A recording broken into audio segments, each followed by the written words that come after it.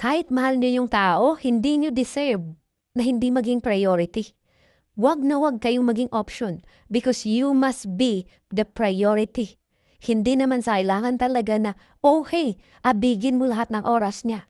But what I'm saying is, ang pag-a-update is mahalaga. Ang pag-a-update maganda.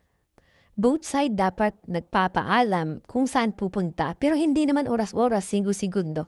But what I'm saying is, ang update napakahalaga. Pero ito ang tandaan niyo sa pag-a-update.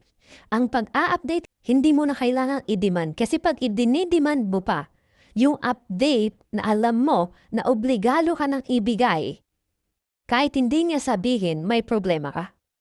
Kasi ang problema, may mas priority ka kaysa sa kanya. Okay lang kung nagtatrabaho siya, pero 1 minuto, hindi naman yung malaking oras. Hindi malaking oras yung hinihingi ng tao. Ang pag-a-update, hindi mo kailangang iobliga. Kasi kapag nagmahal ka, obligado ka nang ibigay yan sa tao na mahal mo.